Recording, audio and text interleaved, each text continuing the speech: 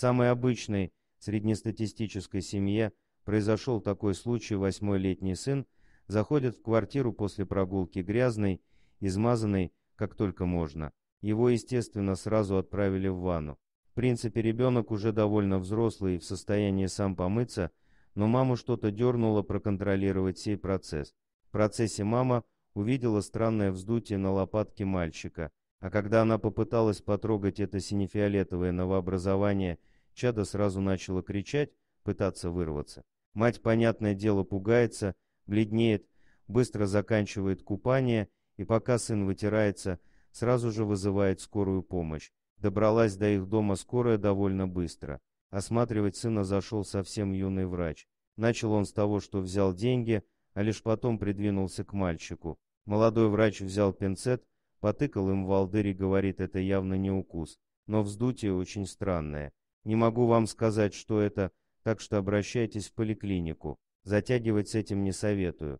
Вечером домой пришел глава семейства, но он сразу же ушел записывать маму с сыном на ближайший прием к педиатру. В больнице ему дали номерок на следующую неделю. А ждать-то никак нельзя, нужно скорее узнать, что с сыном. Вот отцу и пришлось платить за ближайший прием. Придя на обследование, мама с сыном увидели женщину. Она тоже сначала взяла деньги, потом лениво начала осматривать мальчишку, окинула брезгливым взглядом спиной на рост и сказала: это не ко мне.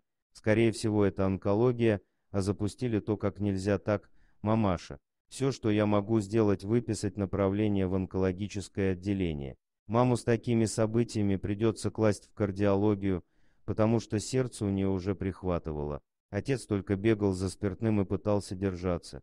Ближайшая запись в онкологическом отделении через месяц, а нужно как можно быстрее. Снова пришлось выкладывать деньги за то, чтобы быстро приняли и чтобы быстро сделали анализы. Онколог показался опытным мужчиной.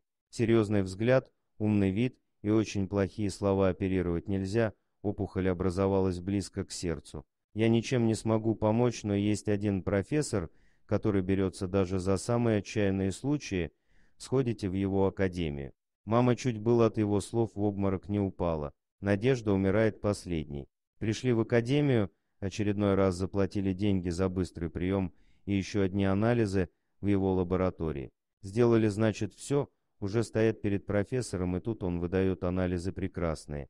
В чем проблема то? Мама показывает на спину сына. Профессор осмотрел этот нарост, поковырял палочкой, а в это время мама уже почти без чувств. Потом просто взял рукой и отодрал эту опухоль от спины. Мама в шоке падает в обморок, сын бегает по кабинету и кричит от боли.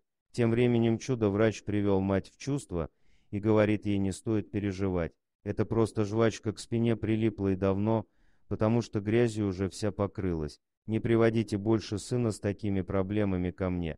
Далее профессор вернул деньги и отправил счастливую семью домой. Дорогие друзья, если вам понравилось видео, поставьте лайк, а также подписывайтесь на канал, где найдете еще много интересного.